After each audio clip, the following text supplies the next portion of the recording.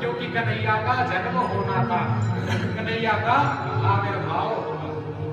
सुंदर समय को कन्हैया ने पाया और रात्रि के ठीक 12 बजे आनंद कंद परमानंद ने माता देवकी के गर्भ से जन्म लिया। सबने जय जयकार किया, बोलिए कृष्ण कन्हैया लाल की जय। ठीक रात्रि के 12 बजे कन्हैया का जन्म हुआ। और कन्हैया आए कैसे जानते हो?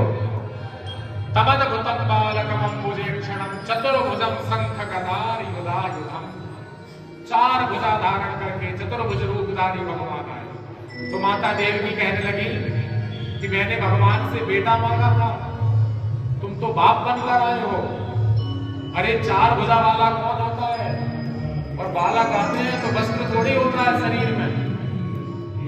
तो परमात्मा ने कहा कि आपको प्रार्थना करना होगा। तो भैया ने पुकारा कन्हैया। तो कन्हैया ने कहा कि आप तो ये बताओ कि आप क्या चाहती हो। तो भैया कहने लगी कि जैसे सुलीला अति प्रिय शीला यह सुख परम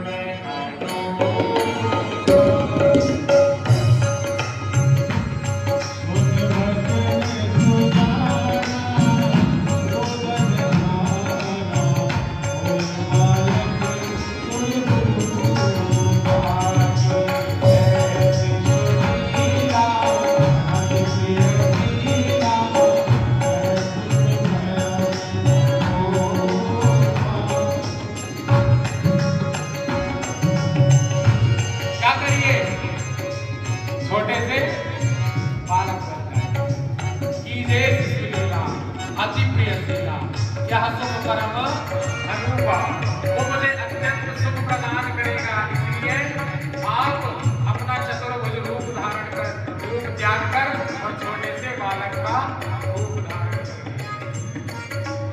छोटे से बालक बन गए और माता देवकी की गोद में आए। माता देवकी कहने लगी ऐसे नहीं, रोदन खाना, थोड़ा रोदन करिए। अरे बालक बात थोड़ी करता है। रोएंगे तो, पर यदि हम रोए और मामा आया तो आप ये मान लो आप भी जाओगे और हम भी।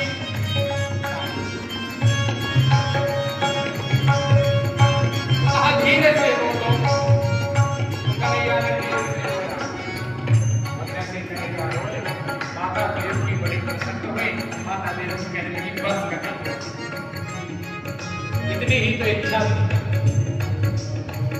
तू बालक रूप में आ जाए, मुझे बालक का सुख प्राप्त होगा, क्योंकि मुझे नन्हा बालक चाहिए।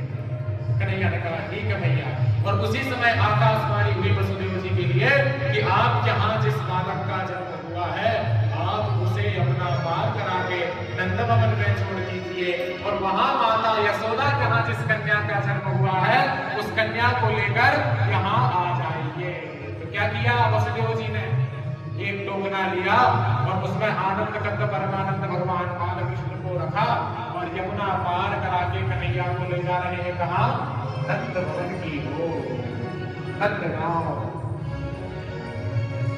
तो यमुना जी ने भी विचार किया कि हम भी ठाकुर जी का चरण स्पर्श कर लें। तो माता यमुना ने भी अपने बहाव को तेज किया और कन्हैया ने अपने चरण बाहर निकाले। तो माता गायत्री ने भी ठाकुर जी को प्रणाम किया, कन्हैया ने प्रणाम किया। और जैसे ही वहां पहुंचे नंद भवन में ना तो जितने दरवाजे थे सब अपने आप खुल गए और वसुदेव जी कहां पहुंच गए? माता यशोदा के कक्ष में। कन्हैया को वहां रखा और उस कन्या को लिया और लेकर पहुंचकर वापस आ गए। कहां? मथुरा कंस के कारागार। यहां जैसे ही कंस को पता चला कि 8वें गर्भ के रूप में कन्या हुई, कन्हैया ने कंस ने कहा उस कन्या को भी मैं नहीं छोड़ूंगा। कंस भयभीत था। कंस जैसे आया देखा कि 8वें गर्भ के रूप में कन्या आई है। भगवान ने लीला करी, वसुदेव जी ने बालक को नंद भवन में छोड़ा और वहां से कन्या को लेकर आए। यहाँ कंस ने जैसे कन्या को पाया तो कंस ने कन्या को उठाया और उठाकर घुमाकर पछाड़ ही रहा था। जैसे ऊपर गई तो वो कन्या आकाश में उड़ गई। नंद गोप गृहे जाता यशोदा गर्भ संभवा ततस्तौ नासयिष्यति विंध्याचल निवासिनी। वो कन्या कौन? विंध्याचल वाली जगदम्बा कहलाई, विंध्यवासिनी कहलाई।